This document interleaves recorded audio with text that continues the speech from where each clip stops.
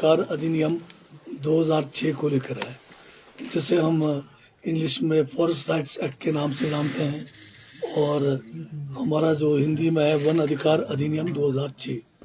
ये कानून 2006 में जब केंद्र में यूपी की गठबंधन सरकार थी, डॉक्टर मनमोहन सिंह जी देश के प्रधानमंत्री थे, उस समय इस कानून का जो है देश में लागू किया गया। ये 2008 में पूरे देश में इसका जो है जो नोटिफिकेशन हुआ और उसके बाद आज बहुत सारे प्रदेशों में हजारों बीघे जो है ज़मीन इसके तहत जनजातियों को भी और जो गैर जनजाति क्षेत्र में जो अन्य पारंपरिक एवं ये जो है निवासी वन पे रहते हैं उनको भी ये भूमि प्रदान की गई है। ये एक ऐसा कानून है जिसमें जो है अगर क्लेमेंट जो है 50 बीघे तक भूमि प्राप्त करने का इसमें अधिकार रखता है। ये कानून का जो असली मंशा ये है कि जो सदियों से वन भूमि पर, चाहे वो जनजाति है चाहे अन्य जो पारंपरिक रूप से जो वनों के अंदर रहते हैं लोग, उनको जो है अपना जो है मालिकाना हक दिलाने का ये कानून है। ये कानून बहुत ही सरल है और इसमें जो सारी शक्तियां जो है अनुमोदन करने का ये ग्राम सभाओं को जो इसके लिए जो बनाया जाए उसके लिए है। अभी हमने हिमाचल प्रदेश में जब से हमारी कांग्रेस की सरकार बनी है, हमने इसको जो है जनजातीय क्षेत्रों में तो विशेषकर जो है बहुत सारे जो है कार्यशालाओं के माध्यम से लोगों को जागृत भी किया है और इस पे काफ़ी अच्छा काम भी जनजातीय क्षेत्रों में हो रहा है। परंतु इसका लाभ जो है अन्य गैर जनजातीय क्षेत्रों में जिस तरह से होना चाहिए अभी तक उस ओर हम जो है कुछ कर नहीं पाए। आज आपके माध्यम से मैं जो है विशेषकर प्रदेश के सभी जो है लोगों से ये आग्रह करना चाहता हूँ कि इस कानून का आप जो है भरपूर जो है फ़ायदा उठाए और जो एक पैसा बगैर कोई खर्च किए आपके जो हक है, सदियों से आप जिस भूमि पर अपना जीवन निर्वाह कर रहे हैं उसका मालिकाना हक आप पा सकते हैं। ये बहुत ही सरल कानून है। इसमें जो है जो क्लेम करने वाला है उसको सिर्फ एक 2 पेज का जो है एप्लीकेशन है जिसमें अपना नाम, पता, अपने पत्नी का नाम इसमें इसलिए है कि जब ये पात्र व्यक्ति को जब ये पट्टे दिए जाएंगे तो उसमें उनकी जो पत्नी है वो भी बराबर की हकदार होगी। और इसमें सिर्फ केवल जो है किस जात जो है आप अनुसूचित जाति के हैं उसका प्रमाण पत्र लगाना है। अगर आप अनुसूचित जाति के नहीं है या जनजाति के नहीं है तो आपको जो है दूसरा प्रमाण पत्र जो है उस गांव में रहने का जो वोटर कार्ड है या आइडेंटिटी कार्ड है, कोई भी कार्ड लगा सकते हैं। और इसमें साक्ष्य जिस भूमि को आप क्लेम कर रहे हैं उस साक्ष्य के लिए केवल 2 गांव के बुजुर्गों का बयान चाहिए। ये तो बहुत सिंपल है। और जिस जगह का आप अपना हक जता रहे हैं उसका अगर आपके पास पटवारी से कोई राजस्व कागजात नहीं है तो आप उस राजस्व कागजात के बजाय एक नक्शा नजरी बनाकर, जैसे मान लो कि मैंने 100 जो है मीटर लंबा 20 मीटर चौड़ा कोई भूमि को क्लेम कर रहा हूँ तो सिर्फ उसका जो है लंबाई चौड़ाई लिख के एक नक्शा नजरी बना के देने का है। और उसके बाद जो है आप जो है इस दरखास्त को एक ग्राम सभा के द्वारा, पंचायत के ग्राम सभा के द्वारा एक फॉरेस्ट राइट्स कमेटी का गठन किया जाता है जिसमें अधिकतम 15 लोग हो सकते हैं और उसमें जो है 1/3 15 में से जो है चुनकर महिलाएं होनी चाहिए। और इसका फॉरेस्ट राइट्स कमेटी का एक अध्यक्ष होगा, एक सेक्रेटरी होगा, बाकी मेंबर्स होंगे। इस कमेटी का काम है कि जो भी उनके पास क्लेमेंट्स के जो भी केसेस आएंगे उन केसेस को ये जो है फिर मौके पे जाकर रिपोर्ट तैयार करके ग्राम सभा को प्रेषित करना है। अब इनको मौके पे जाके जो रिपोर्ट तैयार करना है उसके लिए भी प्रपत्र बना हुआ है, फॉर्म बना हुआ है। उस फॉर्म के तहत उन्होंने सारी रिपोर्ट उसमें देनी है। इसमें पटवारी और जो हमारा वन अधिकारी होता है, फॉरेस्ट गार्ड, इनको भी इसमें जो है मेंबर शामिल किया गया है। ये जो कमेटी जो बनाई गई है आपकी फॉरेस्ट राइट्स कमेटी, इस कमेटी के द्वारा एक लिखित सूचना जो है पटवारी और जो हमारा फॉरेस्ट गार्ड है उसको दी जाएगी और वो जो है सूचना मिलने पर जो तारीख मुकर्रर की गई है उस दिन उनको अनिवार्य रूप से इस कमेटी के साथ जो है मौके पे जो प्रार्थी है उनके क्लेम्स को जो है मौके पे वेरीफाई करना होता है। इसमें अगर पटवारी या गार्ड किसी कारण ना आ सके, उनको जो है रिटर्न में इस कमेटी को बोलना पड़ेगा। और अगर पटवारी कानून को जो है सूचना देने के बावजूद बिना कारण अगर गैर हाजिर रहेंगे तो 1000 रुपये तक इनको फाइन करने का भी प्रावधान है। ये जो कमेटी है फॉरेस्ट राइट्स कमेटी, ये कोई जो है इनको कोई अधिकार नहीं है कि वो इसको जो है किसी क्लेम को सैंक्शन करने का, सिर्फ इनका वेरिफिकेशन का काम है। वो मौके पे जाएंगे, अगर वहाँ पर खेत बना है तो अपनी टिप्पणी में लिखेंगे कि ये खेत है, अगर उसमें पेड़ है तो लिखेंगे पेड़ है, अगर उसमें कोई मकान है तो मकान का हवाला देंगे। अगर कुछ भी नहीं है उस क्लेम जो किया हुआ है तो वो जो 2 गवाहों के बयान के द्वारा वो कहेंगे कि ये जो है अपना जीवन निर्वाह घास पत्ती या भेड़ बकरी चला के भी कर रहा है। तो ये सारे जितने अधिकारी हमने बताए हैं, जो कमेटी है, वो हर एक जो प्रपत्र है उसमें जो है अपनी टिप्पणियों के समेत फिर ये जो जब बहुत सारे केसेस होंगे उसको सेक्रेटरी पंचायत के माध्यम से ग्राम सभा में भेजेंगे। पंचायत जो है ग्राम सभा को बुलाएंगी और इस जो ग्राम सभा होगा इस FRA के लिए, उसमें 18 साल से ऊपर जितने भी अडल्ट है वो वोट कर सकते हैं। पंचायत के ग्राम सभा में केवल एक व्यक्ति जो है घर से 18 साल से ऊपर का वोटर होता है, परंतु इसके लिए जो है सभी अडल्ट मेंबर्स इसके वोटर हैं। और अगर ग्राम सभा 50% लोग अगर प्रार्थी के क्लेम को अनुमोदन करते हैं तो ये मतलब मान लीजिए कि सारा का सारा इनको भूमि मिलना जो है निश्चित हो गया है। फिर ग्राम सभा ये सारी जो है फॉर्मेलिटीज करने के बाद, प्रोसीडिंग लिखने के बाद, ये सारे केस जो है सब डिवीजन लेवल की एक कमेटी होती है जिसमें SDM जो है उसका अध्यक्ष है, 3 पंचायत समिति के मेंबर जो नामजद हैं और एक जो है हमारा जो है रेंज फॉरेस्ट ऑफिसर और एक तहसीलदार इसके मेंबर है। उन्होंने भी ये जो कागज ग्राम सभा से इनको प्रेषित किया है उसमें यही देखना है कि ये नियम अनुसार इसमें जो है सब कुछ है, सब ठीक होने पर वो इसको डिस्ट्रिक्ट लेवल की कमेटी में भेजेंगे। डिस्ट्रिक्ट लेवल की कमेटी में डिप्टी कमिश्नर जो जिले का है वो इसका अध्यक्ष है, 3 मेंबर जो जिला परिषद के होंगे, एक उसमें जो है हमारा DFO होंगे और एक हमारा रेवेन्यू डिपार्टमेंट का DRO या जो ट्राइबल एरियाज में जो है प्रोजेक्ट ऑफिसर ITDP होते हैं, इनकी कमेटी होगी। इन्होंने भी यही देखना है कि जो इनके पास SDLC से जो प्रार्थना पत्र आए हैं वो जो है नियम अनुसार है, और अगर नियम अनुसार है तो वो उसको जो है सैंक्शन कर देंगे। उसके बाद इनको जो है पट्टा दिया जाएगा और वो भूमि के उस टुकड़े पर, उस भूभाग पर जिसका इन्होंने क्लेम किया है उसके मालिक बन जाएंगे। तो ये एक बहुत बढ़िया कानून है। इस कानून की जानकारी अभी लगता है कि बहुत सारे इलाकों में है नहीं, तो उसके लिए हमारा ट्राइबल डेवलपमेंट डिपार्टमेंट जो नोडल डिपार्टमेंट है, हम जो है डिस्ट्रिक्ट लेवल पर, हम सब डिविजनल लेवल पर पूरे प्रदेश में इस किस्म की कार्यशालाएं लगाकर जिसमें गांव के लोगों को भी, वहाँ के पंचायतों को भी, वहाँ के जो FRA कमेटीज हैं और अधिकारियों को जो है ट्रेनिंग करेंगे। जनजातीय क्षेत्रों में तो हमने ये काम शुरू कर दिया है और वहाँ पर काफ़ी इस ओर जो है काम भी हो रहा है। पर प्रदेश में अगर आप अगर देखें तो इतने सालों के अंदर अभी बहुत ज़्यादा काम हम नहीं कर पाए हैं। अभी जो है इसमें कम्युनिटी राइट्स को भी जो है वो करने का है, क्लेम करने का। तो इसमें कम्युनिटी राइट्स में चंबा में अच्छा काम हुआ है। आज की तारीख में 22,730 हेक्टेयर भूमि जो फॉरेस्ट की थी वो कम्युनिटी के नाम पे हो गया है। ये एक बहुत बड़ा मतलब मेरे ख्याल ये एरिया है। और दूसरा जो है कांगड़ा के अंदर हुआ है, कांगड़े में 28 हेक्टेयर हुआ है अभी तक। और बाकी टोटल क्लेम्स थे कम्युनिटी राइट्स में यहाँ पर है 583 केस अभी तक हमें मिले हैं, उसमें से 146 केसों को जो है निपटाया गया है। और जहाँ इंडिविजुअल केसेस की बात करें आप, जैसे इंडिविजुअल है, व्यक्तिगत मामले हैं, उसमें भी चंबा में जो है 694 केस अभी तक आए हैं, जिसमें सिर्फ 53 केस जो है इनके सैंक्शन हुए हैं। कांगड़ा में 61 में से जो अभी तक कोई सैंक्शन नहीं हुआ है। लाहौल स्पीति में 937 केस आए, 116 केस इसमें हुआ है। और भूमि भी इसमें बहुत कम है, 2 हेक्टेयर कुल हुआ है।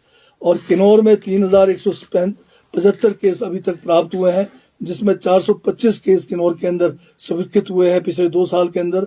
और 43 हेक्टेयर भूमि जो है व्यक्तिगत मामलों में निपटाया गया है। तो टोटल हिमाचल प्रदेश में अभी तक 4,883 केस प्राप्त हुए हैं व्यक्तिगत, जिसमें से अभी तक 594 केस जो है इनमें जो है फैसला लिया गया है और 46 हेक्टेयर भूमि कुल जो है इसमें इन्वॉल्व है। तो ये बहुत, जैसे मैंने अभी भी कहा कि इसकी जो है जानकारी अभी लोगों तक पूरी पहुंची नहीं है। तो अभी हमने डिप्टी कमिश्नर्स को जो है इंस्ट्रक्शंस भेज रहे हैं कि वो अपने डिस्ट्रिक्ट लेवल पर डिस्ट्रिक्ट का डीएलसी, एसडीएलसी और सभी पंचायतों में एफआरसी का गठन का पूरा रिपोर्ट भेजेंगे।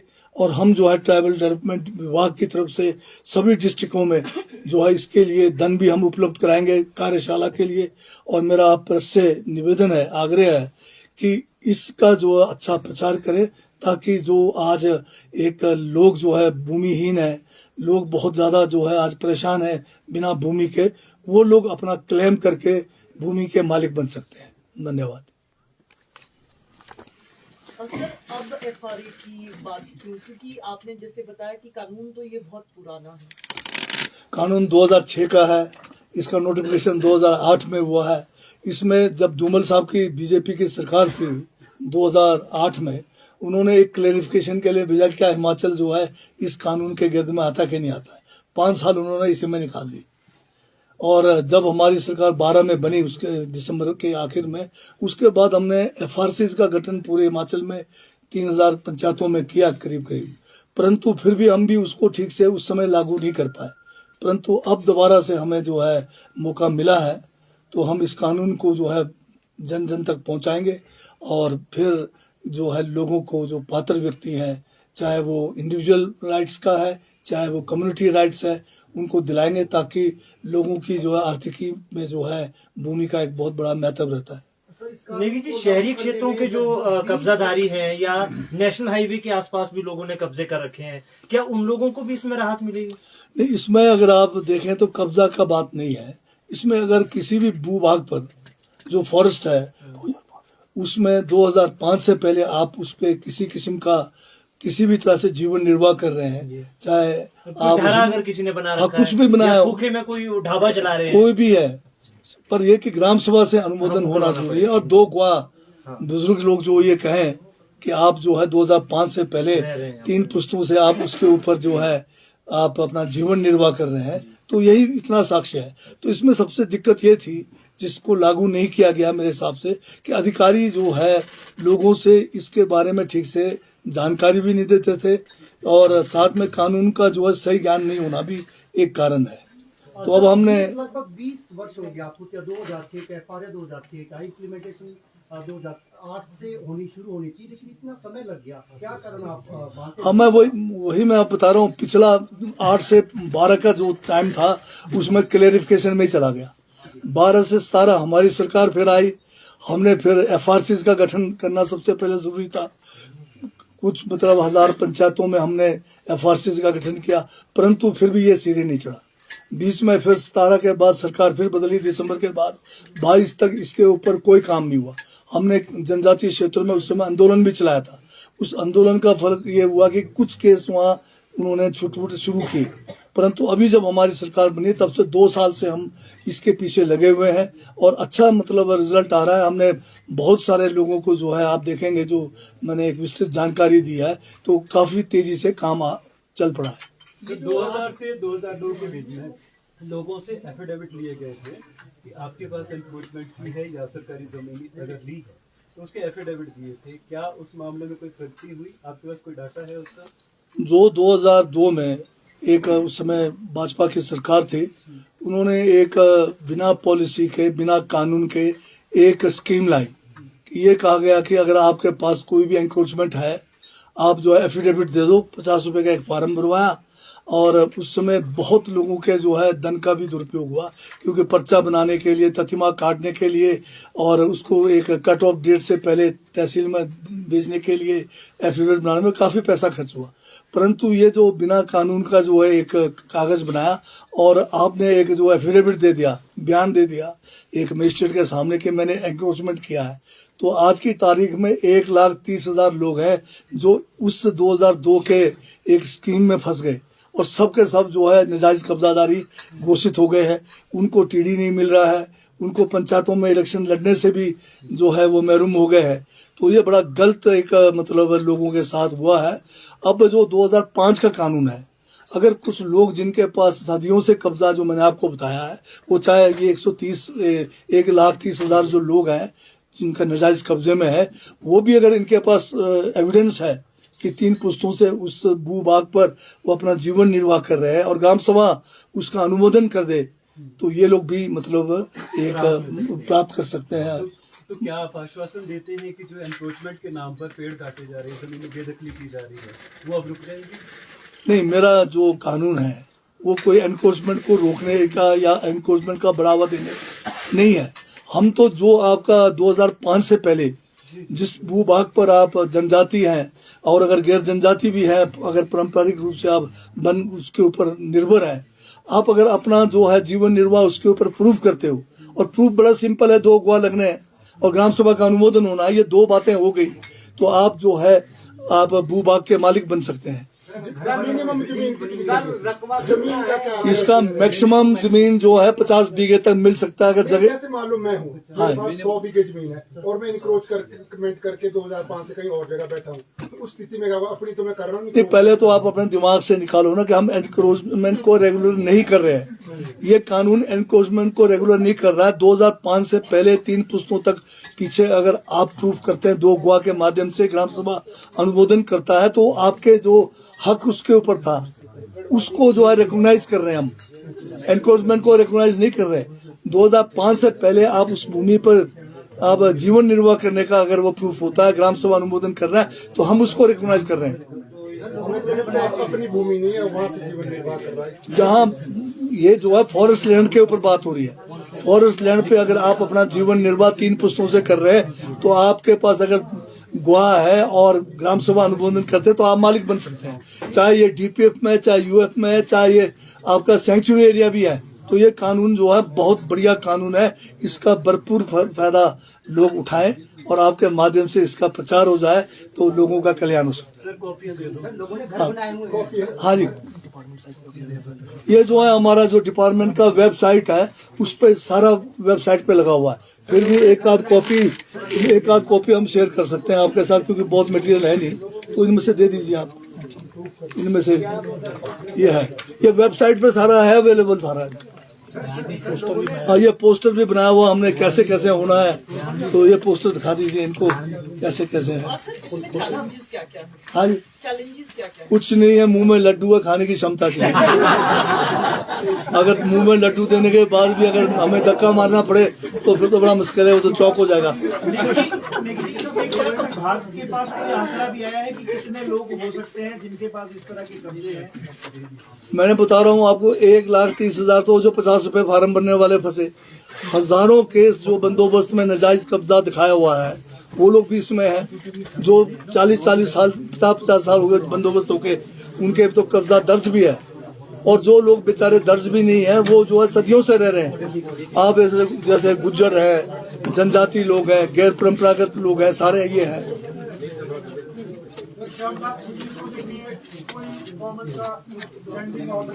शामलात भूमि तो पहले ही वेस्ट हो गया, कब का कहानी खत्म है, शामलात तो बचा ही नहीं है। हिमाचल में जो भी जमीन बची है आज की डेट में, कुछ जिले में थोड़ा बहुत जो है रेवेन्यू लैंड है, बाकी टोटल जो है फॉरेस्ट लैंड है। तो ये कानून फॉरेस्ट लैंड के लिए बोल रहा है, और हिमाचल में ऑल वेस्ट लैंड भी इंक्लूड है फॉरेस्ट लैंड में। तो ये वो तो अलॉट उनके लिए किया जाएगा जहाँ पर अगर अवेलेबल है, वो है लिमिटेड है, बहुत कम है। सर लोगों ने तो फॉरेस्ट लैंड पे मकान बनाए हुए हैं, तो वो भी इसमें आ जाएगा। फॉरेस्ट लैंड में 2005 से पहले आप अगर प्रूफ करते हैं और ग्राम सभा अनुमोदन करते हैं, तो 1 पैसा खर्च नहीं होना आपका, 1 पैसा नजराना भी नहीं देना आपको। ट्राइबल के लिए, नॉन ट्राइबल के लिए तो 3 पुश्त तो वही है ना, वो तो 2 गवाह नहीं करना है वो। सर इसी के साथ एक और सवाल है। हाँ, 2015 में जो है एक पॉलिसी बनाने की कोशिश हुई, परंतु यहाँ पर FCA लगता है, फॉरेस्ट कंजर्वेशन एक्ट 1980। जब तक हम FCA से बाहर नहीं जाएंगे हम कोई पॉलिसी बना नहीं सकते। अभी एक कैबिनेट की सब कमेटी का गठन हुआ है, जिसमें मैं उस कमेटी का अध्यक्ष हूँ, और बहुत सारे हमारे कैबिनेट मिनिस्टर्स उसके जो है, जिसमें रोहित ठाकुर हैं और दूसरे लोग हैं। तो इस कमेटी ने भी जो है हमने एक रिकमेंडेशन गवर्नमेंट को दिया है कि जो हिमाचल प्रदेश का जो यहाँ पर जितनी ज़मीन है वो फॉरेस्ट 1952 का जो नोटिफिकेशन के कारण जो है दिक्कतें आ रही है। हमने अभी असेंबली में भी एक रेजोल्यूशन पास करके केंद्र सरकार को प्रेषित किया है कि FCA में तरतीब किया जाए, उसमें संशोधन करके हिमाचल में जो है जैसे प्राकृतिक आपदाएं हैं या जिनके पास भूमिहीन है उनको FCA में छूट दिया जाए। तो ये तो केंद्र सरकार का कानून है, अगर वहां से होता है। पर हम जो गोदावरमन केस है 1996 का, जो आज भी सुप्रीम कोर्ट मॉनिटरिंग कर रही है, उसमें हम जो है गवर्नमेंट पार्टी बनने जा रहे हैं। हम उसमें एप्लीकेशन देने जा रहे हैं कि हमें जो है ये फॉरेस्ट का जो डेफिनेशन है और उनमें से छूट देके या FRA में छूट देके हमें जो है लोगों को जिनके घर चले गए बाढ़ में, जिनके पास कोई भूमि नहीं है या भूमिहीन है, उनको छूट देने के लिए हम आगे कोशिश कर रहे हैं। सर, इसी से जुड़ा एक सवाल है। आम जनता को जो सबसे बड़ी समस्या आती है वो आती है भाषा की। राजस्व का जो रिकॉर्ड है वो किसी और ही भाषा में जो कि आम लोगों की समझ नहीं आता। क्या आप इसको हिंदी में रूपांतरित करने के लिए कोई? नहीं, ये बात ठीक है आपकी। ये जो है उर्दू में था और उर्दू जो है हिंदी उर्दू दोनों मिला हुआ बड़ा मीठा बढ़िया सुंदर लैंग्वेज है। पता नहीं आज क्यों लोग उसको नहीं मान रहे, पर हिमाचल में हमने ये कोशिश शुरू कर दी है कि इसको सरल भाषा में लिखा जाए। रेवेन्यू के जो जितने भी इंदराज करते हैं हम शब्दावली को थोड़ा सरल करने का प्रयास शुरू कर दिया है। क्या कोई ऐसे आदेश की इसको हो गया है? नहीं, हम इसको ज्यादा अगर हिंदी को भी अगर शुद्ध बनाएंगे तो वो ज्यादा उर्दू से ज्यादा मुश्किल है। तो इसको जो सरल भाषा में जो है इसको करने का हमने अपना प्रक्रिया शुरू कर दी। सर, क्योंकि आप हिमाचल के ट्राइबल अफेयर मिनिस्टर भी हैं, अब सवाल ये है कि ट्राइबल एरियाज में महिलाओं को प्रॉपर्टी राइट्स देने की बात होती है, इस पर आपका क्या स्टैंड है? अगर आप जनजाति इलाकों के रस्म रिवाज को अगर ठीक से जानेंगे तो हमारा जनजाति समाज जो है बहुत फॉरवर्ड है। हम तो अपने आप को जो है यूरोपियन से भी आगे मानते हैं कई चीजों में। महिलाओं को जितना इज्जत जनजाति क्षेत्रों में दिया जाता है उतना इज्जत शायद अन्य इलाकों में नहीं दिया जाता है। शादी में जो है दूल्हा को तो चुपचाप से रहना पड़ता हमारे, तो दुल्हन वाले ही जो है छाए रहते हैं। यहाँ पर आपके उल्टा होता है, बेचारा जो है लड़की वाले। मैं प्रॉपर्टी पे आ रहा हूँ क्योंकि हमारे वहाँ पर जमीन बहुत कम है, लैंड होल्डिंग्स कम है और पहले बहुपति जो है पति प्रथा इसीलिए वहाँ शायद बुजुर्गों ने लगाया था कि ताकि पार्टीशन ना हो, प्रॉपर्टी जो है इंटैक्ट रहे। पर वक्त के साथ में अब जो है शादियां जो है अब उस प्रथा से बाहर होके अलग शादियां हो रही है, फिर उसका पार्टीशन भी हो रहा है। तो लंबे समय में ये किया गया कि महिलाओं को अधिकार इसलिए नहीं दिया गया है, अधिकार जैसे आप कह रहे उस तरह से वंचित नहीं है। पति के मरने के बाद विधवा जो है ताज जिंदगी जब तक वो दूसरी शादी ना करे या उनकी डेथ नहीं होगी, पति के प्रॉपर्टी में एक हिस्सा उसका रहता है। और जो लड़की अगर अनमैरिड है, जब तक वो अनमैरिड है वो पिता की प्रॉपर्टी में उसका भी जो है मेंटेनेंस के लिए प्रोविजन है। तो इसी कारण से इसको रखा गया, अन्यथा जो है महिलाओं के साथ कोई भेदभाव ट्राइबल में नहीं है। सर, ये जो आपने सुप्रीम कोर्ट की बात कही, हाँ। चीफ सेक्रेटरी और सेक्रेटरी फॉरेस्ट से सभी स्टेटों की अधिरत मांगे है कि फॉरेस्ट राइट्स कमेटी बनी है नहीं बनी है स्टेटों में, और FCA में कितनी क्लियरेंस दी है, तो इसमें आपने सबमिशन दिए? तो नहीं, इसमें सुप्रीम कोर्ट का परमिशन का बात ही नहीं है। FRA में FRA अपना सेल्फ में कानून है। आज अगर आप उड़ीसा में जाओगे या दूसरे जो स्टेट्स में जाएंगे, लाखों लोगों को इसके तहत जो है भूमि प्रदान हो चुकी है। हिमाचल में अभी जो है मैं किन्नौर की अगर बात करूं तो लंबे अरसे से जो है गांव के गांव जो है नाजायज उसमें थे, उनको हमने जो है राइट्स दे दिए। इसमें अभी हमारे FRA में जो लैंड मिलेगी, हाँ, उस पे राइट्स क्या उन्हें बेचा जा सकेगा या नहीं? बेचने का उसमें नहीं है, आप नहीं बेच पाएंगे और पत्नी के नाम पर भी होगा वो जिसको मिलेगा। हाँ, जिसकी शादी फिर शादी कर ले।